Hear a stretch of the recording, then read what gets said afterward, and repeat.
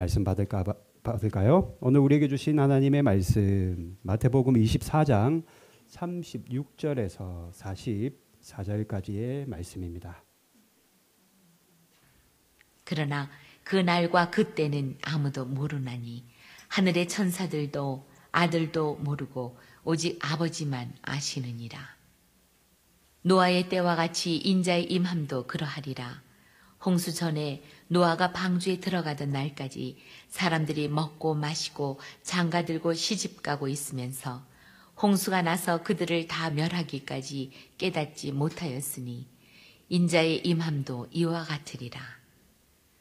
그때 두 사람이 밭에 있음에 한 사람은 데려가고 한 사람은 버려둠을 당할 것이요. 두 여자가 맷돌질을 하고 있음에 한 사람은 데려가고 한 사람은 버려둠을 당할 것이니라. 그러므로 깨어 있으라. 어느 날에 너희 주가 임하는지 너희가 알지 못함이니라. 너희도 아는 바니 만일 집주인이 도둑이 어느 시각에 올 줄을 알았더라면 깨어 있어 그 집을 뚫지 못하게 하였으리라. 이러므로 너희도 준비하고 있으라. 생각하지 않은 때에 인자가 오리라. 아멘. 하나님의 말씀입니다. 자리에 앉겠습니다. 제가 기도하겠습니다. 사랑으로 충만하신 하나님, 오늘 사랑하는 성도들, 오늘도 예배 자리에 불러주셨습니다. 한 주간도 세상 가운데 저희들이 나가 살았지만 오늘도 이렇게 영의 양식을 먹습니다. 영적인 사람들로 저희들 거듭나게 하여 주시고 오늘 주시는 말씀 꼭꼭 씹어 저희 인생 가운데 소화가 잘 되도록 하나님 도와주시고 은총 베풀어 주시옵소서. 오늘 함께하지 못한 성도들에게도 동일한 은혜를 내려주시고 영과 육을 강건케 붙들어 주시옵소서. 예수님의 이름으로 감사드리며 기도드립니다. 아멘. 자, 1992년도 제가 그때 한 20살쯤 됐던 것 같아요. 다미 선교회 사건을 여러분 아실 겁니다.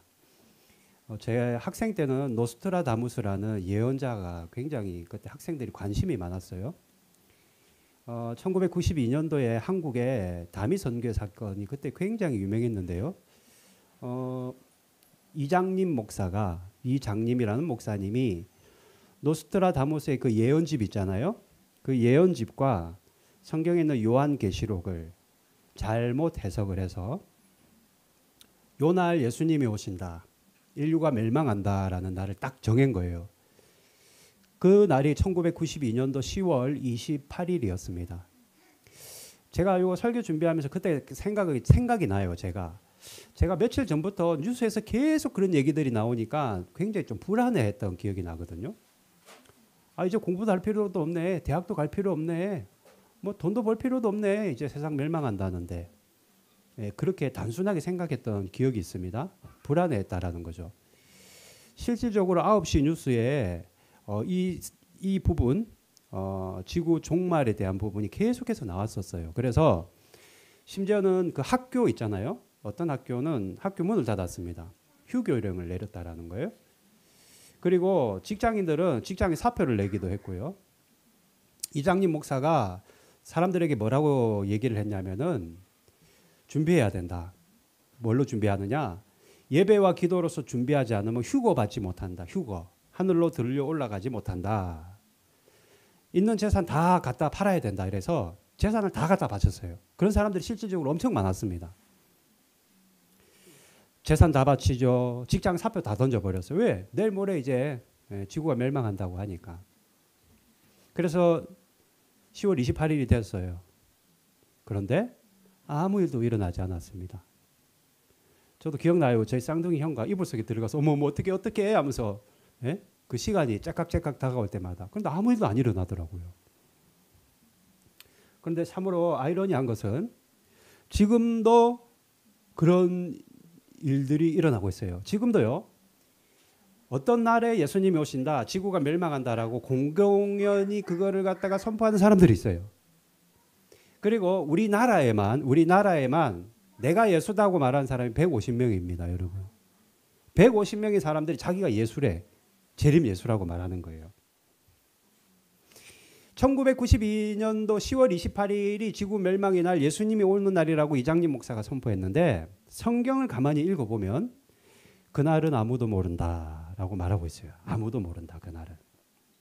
36절 말씀 한번 같이 읽어볼까요? 시작. 그러나 그날과 그때는 아무도 모르나니 하늘의 천사들도 아들도 모르고 오직 아버지만 아시느니라. 천사들도 모르고 아들도 모른대. 아들이 누구예요? 예수님조차도 모른다라는 거예요. 오직 하나님만 아신다라는 겁니다. 하나님만 아신다. 그러는 건 모르는 건 괜찮아요. 모르는 건 둘째치고 뭐 하나님이 안 알려주셨으니 당연히 모르는 거는 어쩔 수 없는데 예수님의 재림과 또한 마지막 심판이 있다라는 것을 안 믿는 사람들이 부지기수입니다. 여러분 밖에 나가 보십시오. 예수님 믿는 사람들보다 안 믿는 사람들이 더 많지. 교회 안에 들어와 있는 사람보다 세상 밖에서 살아가는 사람들이 월등히 많지 않아요. 그죠? 노아의 시대 때 하나님이 노아에게 물로 심판하겠다고 할 때 사람들이 안 믿었어요. 지금하고 똑같아요. 지금 예수님이 오시고 심판이 있다라는 거 사람들이 안 믿듯이 물 심판이 있다라는 것을 사람들은 안 믿었습니다. 때문에 노아가 방주를 만들 때요. 사람들은요. 그냥 먹고 마시고 직장 가서 일하고 회사 다니고 예? 사업하고 학생들은 학원 가고 요즘 말로 치면은 여느 때와 같이 먹고 마시고 그렇게 살았다라는 거예요. 그런데 어때요? 사람들은 홍수 따위는 아예 믿지도 않았지만 왜? 안 믿을 수밖에 없죠. 그때 고대 근동에는요. 비가 잘 안 왔거든요. 비가 잘 안 오는 그 고대 근동 땅에 중동 땅에 메마른 사막이 부지기수로 많은 그 땅에 홍수가 내려서 인류가 멸망한다고 하니 누가 믿겠어요 그거를. 아무도 안 믿었다라는 겁니다. 설령 믿는 자가 있다 하더라도 지금은 아니야. 언젠가는 그런 일이 일어나게 수는 있겠지만 지금은 아니야. 요즘 세상에 무슨 홍수가 말도 안 돼라고 사람들이 믿었다라는 겁니다. 그런데 어때요? 정확하게 방주를 다 완성하고 나서 7일 후에 하나님은 물심판으로 하나님이 심판하셨다라는 거예요. 예수님이 언제 오실지 마지막 심판이 언제일지 우리는 알 수 없습니다. 예수님이 하나님이 그걸 비밀로 붙이셨기 때문에 우리는 알 수 없어요. 그러나 중요한 것은 우리가 죽는다라는 거, 언제 죽는 거는 우리 몰라. 그죠? 내가 90살까지 살다 죽을지 60살까지 살다 죽을지 우리는 몰라요. 그런데 그 날짜는 모르지만 우리는 하나는 다 믿고 있어요. 내가 죽는다는 건 다 믿고 있어. 그죠? 다 믿잖아요. 이거. 말을 안 해서 그렇지. 마찬가지로 예수님이 언제 오신다는 그 정확한 날짜는 우리가 알 수 없지만 반드시 그날이 있다라는 거예요. 이거는 빼도 박도 못한다라는 겁니다. 그날에는 어떤 사람들은 그날이 기쁨의 날이고 승리의 노래를 부르는 날이고 희락과 감사의 날이 되지만 또 어떤 사람에게는 원망과 저주와 한탄의 날이 될 것이다. 오늘 본문 40절, 41절이 그걸 말하고 있습니다. 40절, 41절 읽어볼까요? 시작. 그때 두 사람이 밭에 있음에 한 사람은 데려가고 한 사람은 버려둠을 당할 것이요. 41절. 두 여자가 맷돌질을 하고 있음에 한 사람은 데려가고 한 사람은 버려둠을 당할 것이니라. 밭에 두 사람이 있는데 한 사람은 데려간대. 이 두 사람은 남자입니다. 맷돌질을 하고 있는 사람들은 여자예요. 한 사람은 데려가고 한 사람은 내버려둔대요. 무슨 말이에요? 둘 중 하나는 구원받지만 하나는 버림을 받게 된다. 남자와 여자를 막론하고 구원받는 자가 있고 즉 휴거받는 자가 있고 이 땅에 버려져 지옥불에 들어갈 자가 분명히 있다라는 거예요. 오늘 성경 말씀으로 따지면 우리는 2대 1의 경쟁률을 가지고 지금 여기 앉아 있는 거예요. 어떤 사람은 버림을 받을 것이다. 그러나 하나님이 데려가는 사람은 천사들을 보내서 하나님이 우리를 하늘로 데리고 간다. 이걸 우리는 휴거라고 말하는 겁니다. 마태복음 24장 31절 말씀 함께 읽어볼까요? 24장 31절 시작. 그가 큰 나팔 소리와 함께 천사들을 보내리니 그들이 그의 택하신 자들을 하늘 이 끝에서 저 끝까지 사방에서 모으리라. 우리가 어디에 있든지 한국에 있든지 일본에 있든지 미국에 있든지 하나님이 천사들을 불러 모으셔서 천사들을 통해 우리를 한 곳에 다 모으셔서 하늘로 데리고 올라가신다. 여러분 구원받는다라는 거예요. 천국에 들어간다라는 겁니다. 하나님이요 마지막 날 예수님이 오시는 날 아들도 모른다고 했잖아요. 왜 비밀로 하시는 줄 아십니까? 왜 이 날을 우리에게 철저하게 비밀로 하셨는가? 구원받을 자들은 구원받게 하시고 심판받을 자들은 반드시 그 심판을 받게 하기 위해서, 면하지 못하게 하기 위해서 하나님이 그날을 비밀로 삼으셨다라는 겁니다.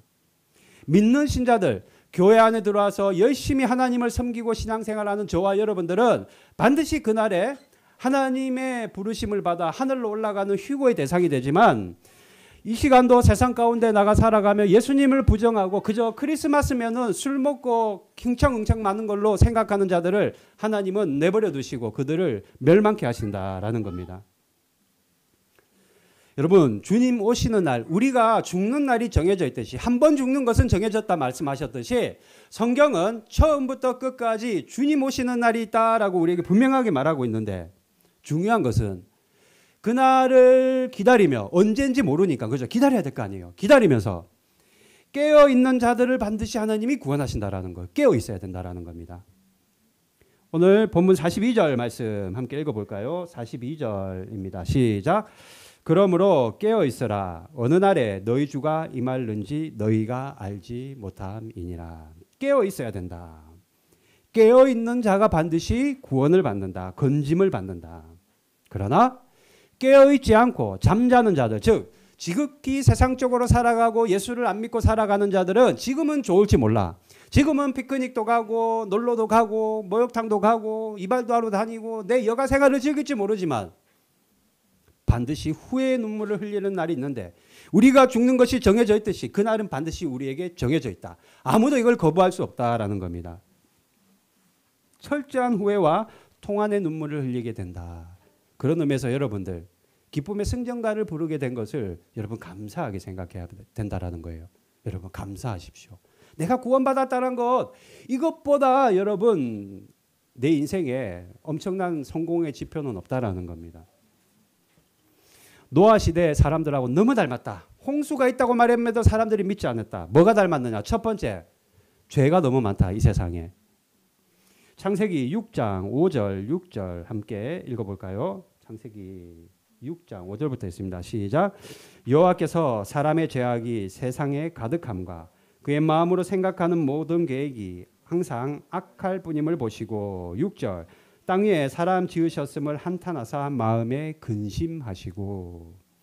여러분 지금 세상이 어떻습니까? 얼마 전에 보니까 이 가시화에도 사람이 죽었더라고요. 누가 찔러가지고. 여러분 도둑질, 강도, 강간, 살인, 속임수. 여러분 이 세상이 다 그런 걸로 돌아가지 않나요? 여러분 이 세상이 강도, 강간, 강력 범죄만 있나요? 서로가 속고 속이는 그런 권모술수가 난무하는 세상 아닙니까? 다른 사람 것 빼앗아야 내가 잘 사는 세상 아닌가요? 다른 사람의 불행이 나에게 행복 아닙니까? 저 사람이 실패해야 내가 성공하는 것이고 저 사람이 좌절해야 내가 두각받는 세상입니다. 그죠? 죄가 만연한 세상이다. 노아 시대하고 똑같다라는 거예요. 뿐만 아닙니다. 심판을 믿지 않는 것도 노아 시대 사람들하고 똑같아요. 사람들은요, 노아 시대 사람들은 노아를 아주 비웃었습니다. 배도 한번 만들어 보지 않은 사람이 배를 만들고 앉아 있으니 얼마나 웃음거리가 되었겠어요. 사람들은요, 홍수 심판 믿지 않을 뿐만 아니라 그냥 먹고 놀고 마시고 여느 때처럼 살았다라는 거예요. 그런데 어때요? 지금 노아 시대 사람들하고 똑같아요. 우리 살아가는 세상을 보면은. 마지막 징조들이 있거든요. 나라가 대적하고 지진과 기근이 있을 것이다. 하나님이 분명히 말씀하셨고 그것들이 곳곳에서 일어나고 마지막 징조들이 보이고 있음에도 불구하고 심판이 점점 하루하루 다가옴에도 불구하고 사람들은 마지막 심판 안 믿습니다. 심지어는요, 교회 안에도 마지막 심판 안 믿는 사람들이 있다라는 거예요. 여러분이 그렇다는 게 아니에요. 교회 안에도 그런 자들이 얼마든지 있다라는 겁니다. 여러분, 하나님의 심판을 믿지 않으니까 어때요? 교회 다녀도 안 바뀌어 사람이. 변화되지 않습니다. 왜요? 심판이 있는다는 걸 믿으면은 무서워서라도 변화될 수밖에 없어요. 회초리가 내 인생에 놓여 있다면은 그걸 피하기 위해서라도 여러분 변화될 수밖에 없는 겁니다. 그런데 사람들은요, 하나님의 심판을 좀처럼 믿지 않기 때문에 삶이 변화되지도 않고 믿음이 성장되지도 않고 내 가치관과 습관은 여전히 예전 믿기 전에 사람의 그대로 모습으로 혈기를 부리고 음란하고 여전히 욕심으로 살아가게 된다는 겁니다. 여러분 중요한 것은 노아와 같이 하나님 앞에 나가 우리는 방주를 지어야 되는데 저와 여러분이 모두가 노아가 되어야 된다. 제일 조심해야 될 거. 우리 시대는 그런 일 안 일어나. 우리 죽기 전에 예수님 절대 안 와. 이런 말을 제일 조심해야 돼요, 여러분. 아무도 모른다고 하나님께서 분명하게 말씀하셨는데 우리 시대에 안 온다고 누가 장담할 수 있겠어요? 예수님 시대 때도요. 이런 생각 아니란 생각을 하는 사람들이 있었습니다. 그래서 예수님이 이렇게 말씀하셨어요. 데살로니가 전서 5장 3절 말씀 같이 한번 읽어볼까요? 그들이 평안하다 안전하다 할 그때에 임신한 여자에게 해산의 고통이 이른과 같이 멸망이 갑자기 그들에게 이르리니 결코 피하지 못하리라. 사람들이 괜찮아. 우리 때는 예수님 안 와. 예. 괜찮아. 지금은 안전해라고 말할 때 갑자기 해산의 고통이 이름과 같이 예수님이 오신다 말씀하시는 겁니다. 여러분 집에 도둑 들 때 도둑이 11시 55분에 옵니다. 예고하고 오는 도둑이 있나요? 아무도 없죠.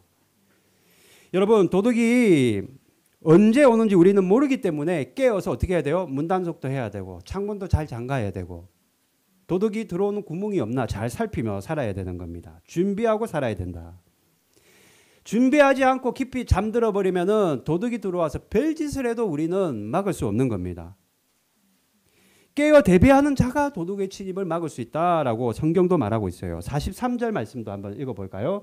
오늘 본문 43절 없나요? 제가 한번 읽어볼게요. 너희도 아는 바니 만일 집주인이 도둑이 어느 시각에 올 줄을 알았더라면 깨어 있어 그 집을 뚫지 못하게 하였으리라. 언제 오는지 도둑이 12시에 올지 11시에 올지 알았더라면 준비했겠지만 그죠? 그 집을 만약에 그래서 준비했다면 도둑이 그 집을 뚫지 못했을 것이다.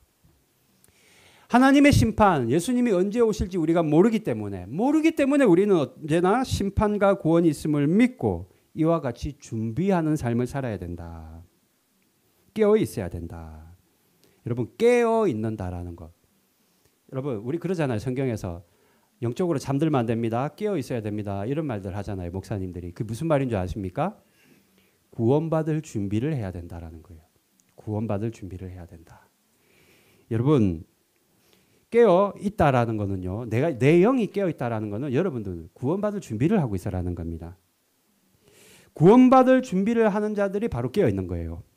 오늘 본문 44절도 한번 읽어볼까요? 44절 같이 있습니다. 이러므로 너희도 준비하고 있어라. 생각하지 않은 때에 인자가 오리라. 준비하고 있어라는 거예요. 준비하고 있어라. 언제 올지 모른다 예수님이. 깨어 있으라는 말은 준비하고 있으라는 말입니다. 마태복음 24장 26절에 이런 말씀이 있어요. 번개가 동편에서 나서 서편까지 번쩍인 같이 인자의 임함도 그러하리라. 번개가 치는 것과 같이 갑작스럽게 예수님이 오신다라는 겁니다.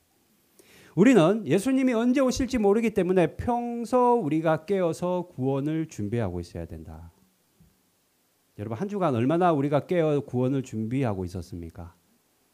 세상 살아가기 바빠서 그죠? 세상 사람들과 마찬가지로 여러분 그렇게 분주하게 살진 않으셨습니까?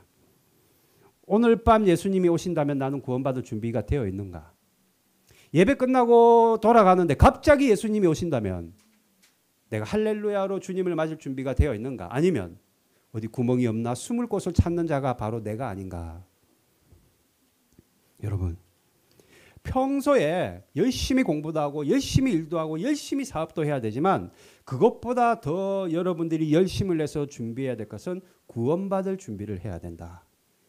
내가 아무리 많이 배우고 공부를 많이 하고 아무리 돈을 많이 벌어도 내가 지옥에 가는 인생이라면 가장 비참하고 불쌍한 인생인 거예요. 그게 여러분 그렇지 않습니까?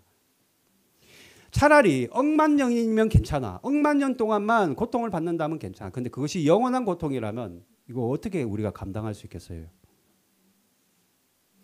여러분 깨어 준비해야 된다. 준비. 그러면 중요한 것은 어떻게 준비해야 되는가? 여러분 제가 지금 오늘 세 가지를 말씀드릴 건데 아도프 핑거의 구원신앙이라는 책을 제가 참고했어요. 이 아도프 핑거라는 사람은 구원에 대한 가장 정확한 해석을 한 사람이 아도프 핑거의 구원신앙. 구원받기 위해서 우리가 뭘 준비해야 되는가? 세 가지. 여러분 첫 번째 자기 부인의 삶을 살아야 됩니다. 자기 죽음의 삶을 살아야 된다라는 거예요. 여러분. 자, 따라합니다. 자기 부인의 삶을 살자. 자기 죽음의 삶을 살자. 아돌프 잉거가 주장하는 첫 번째가 자기 부인이에요. 갈라디아서 2장 20절 말씀 함께 읽어볼까요? 시작. 내가 그리스도와 함께 십자가에 못 박혔나니 그런즉 이제는 내가 사는 것이 아니요 오직 내 안에 그리스도께서 사시는 것이라. 나는 이미 죽었다라는 거예요. 언제요? 2000년 전 예수님이 십자가에 못 박히실 때 우편 강도와 같이 나도 좌편에 박혀서 나는 죽었다. 그때 우린 죽은 거예요. 자아가 죽고 그때 우리가 의지가 죽고 감정이 죽고 지정의가 다 죽었다라는 겁니다. 이제는 내 안에 계신 예수님과 같은 모습으로 사는 거예요. 나는 죽은 자이다. 여러분은 이미 죽은 자들입니다. 유기성 목사님의 그 제자훈련 책에 보면 이런 내용이 있어요. 자기 죽음, 자기 부인에 대한 한 가지 이야기를 하고 있는데 어떤 사람이 공동묘지에 갔어. 밤이 새도록 공동묘지에 대고 공동묘지에 뭐가 있어요? 무덤만 있잖아요. 거기에 대고 밤이 새도록 욕을 하는 거예요. 이 나쁜 놈아, 이 어쩐 놈아, 이 무슨 놈아 하면서 욕을 하는 거예요. 밤이 새도록. 그러면 어때요? 공동묘지에서 무슨 말이 들립니까? 아무 말도 안 들리잖아요. 다음 날 또 그 공동묘지에 가서 밤이 새도록 칭찬하는 거예요. 당신은 너무 이뻐요. 당신 너무 잘생겼어요. 어떻게 그렇게 공부를 잘하세요? 하면서 밤이 새도록 칭찬하는 겁니다. 그런데 어때요? 아무 소리도 안 들려요. 왜요? 왜 아무 소리도 안 들립니까? 거기는 이미 죽은 사람들이 있는 곳이 공동묘지잖아요.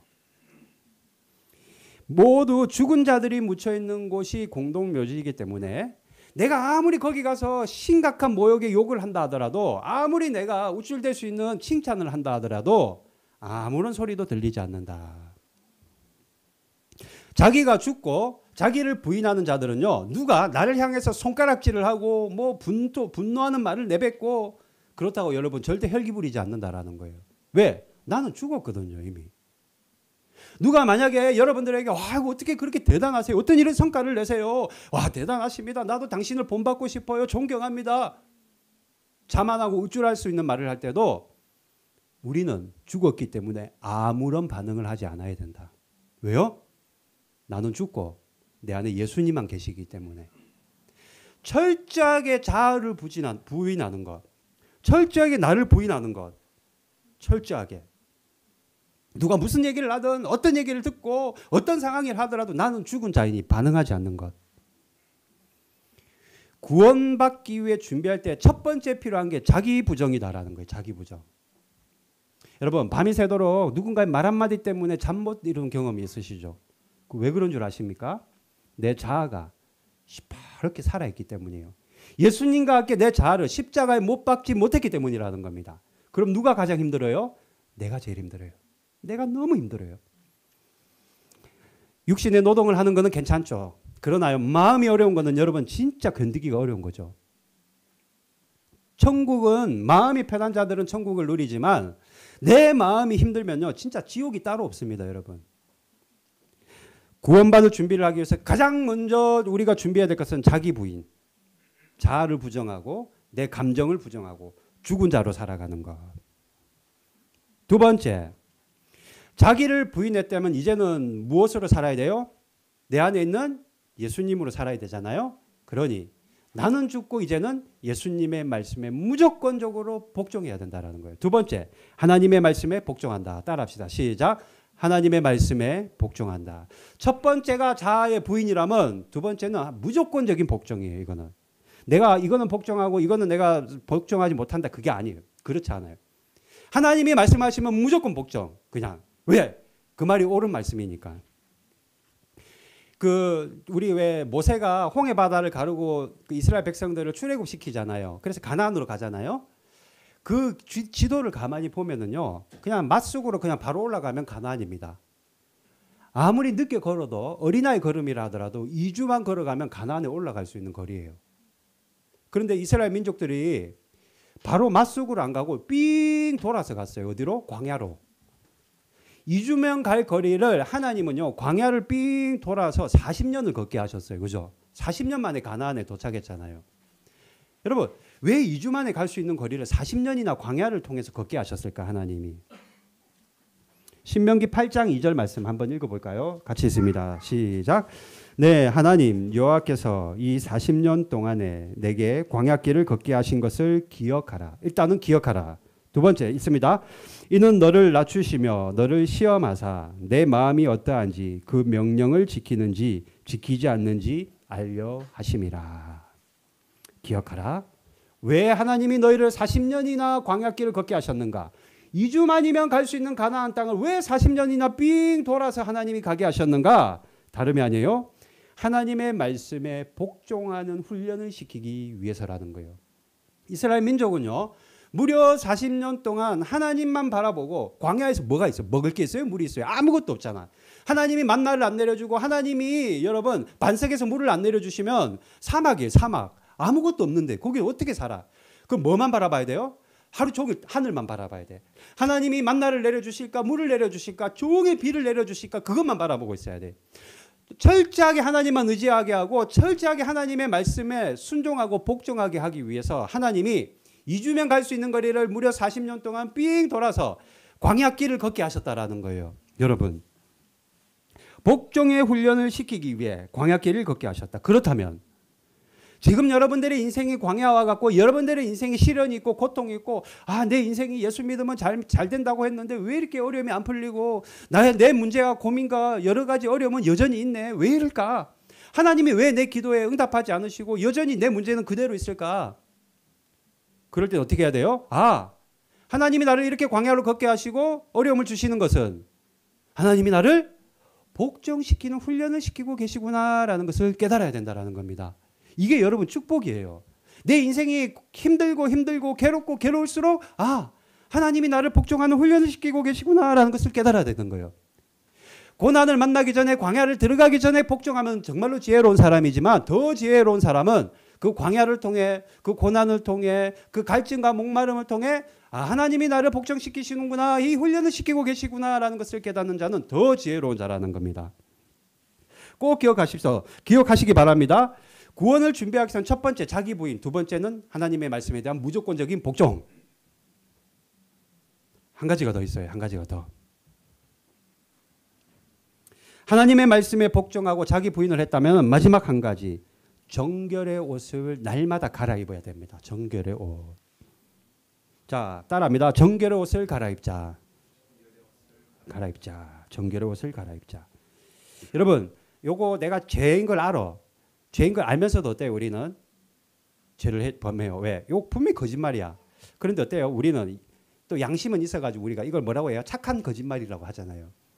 거짓말이면 거짓말이지 착한 거짓말이 어디 있고 나쁜 거짓말이 어디 있습니까? 그 우리 말이지. 안 그래요? 우리는 이게 분명히 죄인 줄 알면서도 죄를 범해. 그리고 어떨 때는 나도 모르게 순식간에 죄를 범할 때가 있어요. 그죠? 왜 그런 거 있잖아요. 음욕을 품고 여자를 바라보는 자는 간음한 자다라고 하나님 말씀하셨잖아요. 그러면 우리는 이미 간음한 사람들이 우리는 이미 죄를 범한 사람들입니다. 여러분 죄라는 거는요. 내가 이게 죄라고 해서 안다고 해서 피할 수 있는 것도 아니고 내가 모른다고 해서 죄가 그냥 지나가는 것도 아닙니다. 죄라는 건 항상 우리 곁에 있는 거예요. 같이 가는 거예요. 그죠? 그런데 여러분 목사는 죄 안 지을까요? 저 같은 사람은 더 합니다, 여러분. 더 해요. 진짜예요. 정말 더 해요. 죄를 범하게 되면은요. 여러분이 지금 여러분 눈에는 안 보여. 우리 눈에는 안 보여. 성령님이 보이십니까? 예수님이 눈에 보이세요? 안 보이잖아요. 그러나 실제 하잖아요. 마찬가지로 우리 눈에는 안 보이지만 여러분들 영혼에는 각자 옷을 입고 있단 말입니다. 의복을 입고 있다라는 거예요. 그런데 어떤 사람은 굉장히 죄로 오염된 의복을 입고 있고 다 다를 거예요. 저하고 여러분 다 다를 거예요. 뭐 예를 들어 고동욱 형제하고 예를 들어 연하 성도님하고도 옷이 색깔이 다를 수가 있어요. 우리는 몰라. 근데 하나님은 다 보고 계셔 그거를. 다 보고 있다니까요. 어떤 분은 깨끗하게 저분이 교회 출석도 잘 안 하고 기도도 안 하는 것 같더니 저런 분이었어? 아주 깨끗한 옷을 입고 있는 분이 계실 것이고 우리 교회 누가 봐도 저분 참 신실하셔 하는 분이 알고 보면 아주 그냥 죄로 얼룩진 더러운 옷을 입고 있을 수도 있다라는 거예요. 우리는 몰라 안 보이니까. 근데 하나님 그거 지금 다 보고 계시다라는 거죠. 나중에 우리가 예수님 다시 오시는 날 한 영혼도 빠짐없이 죽은 자까지 일어나서 하나님 앞에 서게 되는데 이때 우리가 어떤 옷을 입고 있는가에 따라 모든 것이 결판된다. 제가 지금 양복 입고 있어도 제 안에는 아주 더러운 옷을 입고 있을 수도 있어요. 내가 안에 무엇을 입었는가에 따라서 마지막 심판 때 모든 것이 결정된다. 오알이다. 그때. 계시록 3장 5절 말씀 같이 한번 읽어볼까요? 시작. 이기는 자는 이와 같이 흰 옷을 입을 것이요 내가 그 이름을 생명책에서 결코 지우지 아니하고 그 이름을 내 아버지 앞과 그의 천사들 앞에서 시인하리라. 이기는 자는, 여기서 이기는 자는 교주 이만희가 아니에요. 여러분 신천지가 아닙니다. 여기서 이기는 자는 여러분들을 말하는 거예요. 구원받는 자들을 말하는 거예요. 이기는 자는 이와 같이 흰 옷을 입는다라는 흰 옷. 제가 앞에 여러분들 안에 우리 안에 영의 옷이 있다고 했잖아요. 어떤 분들은 더러운 옷을 입고 어떤 분들은 깨끗한 옷을 입고 어떤 분들은 좀 더럽기도 하고 깨끗하기도 하고 그런 옷을 다 입고 있다 했잖아요. 우리는 지금 모르지만 흰 옷을 입을 것이요. 죄를 범하지 않는 깨끗한 옷을 입고 있어야 된다라는 것을 말하는 겁니다. 그러면 여기서 한 가지 아이러니한 의문점. 아니 우리는 제가 좀 전에 죄하고 우리는 같이 간다 했잖아요. 늘 붙어 다닌다 했잖아요. 그럼 어떻게 흰 옷을 입어? 우리 늘 죄를 범하는 사람들인데. 그렇잖아요. 음욕을 품고 보는 것만 해도 간음한 죄래. 그러면 예를 들어 제가 아주 이쁜 느씬한 아가씨가 미니 스커트 입고 따박따박 걸어오는데 쳐다보고 만약에 마음에 막말로 음욕을 안 품는 남자가 있어요? 없잖아요. 그럼 나는 죄를 지은 거네요. 어떻게 이걸 피해? 이거 어떻게 피합니까? 아주 멋진 근사한 남자가 있어. 아이고 집에서 신랑 보니 그냥 매일 까치집이나 짓고 저러고 있는데 근사한 사람이 있어. 그 사람과 로맨스를 상상해. 그러면 나는 죄 지은 거네 그러면? 간음한 거네 그러면? 나는 외도한 거네? 이거 어떻게 이거? 이것도 죄라며요. 예수님 이것도 죄라고 했거든요. 아 그러면 이거 세상 어떻게 살아가냐는 거예요 도대체가. 죄 안 짓고 어떻게 살아가? 이것도 죄, 저것도 죄, 이것도 죄면은. 그래서 예수님이 오신 거예요. 그래서 예수님이 이 땅에 오셔서 예수님의 이름 석자를 우리에게 주신 겁니다. 여러분. 우리가 여러분 기도할 때 누구의 이름으로 기도해요? 마지막에 예수님의 이름으로 기도합니다. 그죠? 여러분들의 심장 안에 예수님의 이름이 있다라는 겁니다. 무슨 말이에요? 죄를 범할 때마다 우리는 회개하며 기도할 수 있는 누구의 이름으로? 예수님의 이름으로 회개하며 기도할 수 있는 그런 권세와 능력을 가졌는데 그들을 바로 하나님의 자녀라고 말하는 겁니다. 하나님의 자녀가 되었다라는 것은 아버지의 이름을 도용할 권세를 가지고 있다는 거예요. 누가 아버지의 도장 막 찍으면은 안 되잖아요. 그런데 우리는 아버지의 도장을 막 찍을 수 있는 그런 권리를 가지게 되었다라는 거예요. 예수님의 이름을 우리가 도용하고 사용할 수 있는 권리를 가지게 되었다. 그러니 정결의 옷을 입기 위해서는 죄로 얼룩질 때마다 어떻게 해야 돼요? 예수님의 이름으로 회개하며 기도해야 된다라는 거. 이것이 그래서 은혜입니다. 이것이 그래서 회개는 은혜라고 말하는 거예요. 사랑하는 성도 여러분. 한 주간도 우리는 정말로 많은 죄를 지었을 거예요. 우리가 그렇다 나쁜 사람이 아니잖아요. 막 도덕법을 어기고 사회규범을 어기지는 않잖아요. 그러나 온갖 생각과 어떤 우리 감정으로 마음으로 저 사람은 어떻고 판단하고 정죄하고 너무 싫어 저 사람 말은 안 해도 꼴도 보기 싫어 이렇게 미워하고 분노하고 우리가 얼마나 많은 죄를 지었습니까? 눈에 보이지는 않지만 우리가 얼마나 많은 욕심을 범하고 살아갑니까? 얼마나 이기적인 마음을 품고 살아가요. 그러나 그럼에도 불구하고 하나님이 우리를 구원하실 수 있는 것은 뭐예요? 예수님의 이름으로 기도해서 더러워진 우리의 옷을 정결의 옷으로 갈아입을 수 있기 때문에 우리는 구원받을 수 있다. 이 회개는 언제 해야 된다? 매일 해야 된다라는 겁니다. 매일. 왜 매일 해야 되느냐? 다음에 하지. 다음 되면 생각이 안 나. 잊어버려. 그러면 그대로 더러워져 있는 상태로 가는 거예요. 오늘 구원을 준비할 때 세 가지를 하나님이 말씀하셨습니다. 첫 번째, 자기 부인을 해야 된다. 자기 부인. 나는 이미 죽었다. 두 번째, 나는 죽었다면 무조건적으로 하나님의 말씀에 복종해야 된다. 세 번째, 매일매일 회개하며 정결의 옷으로 갈아입어야 된다. 이 세 가지. 여러분 너무나도 중요한 구원의 조건이 세 가지를 꼭 기억하시고 한 주간도 나를 부인하고 나는 이미 죽었다 선포하고 하나님의 말씀에 복종하며 매일매일 회개하며 기도하는 그런 저와 여러분이 되시기를 바랍니다. 찬양할까요?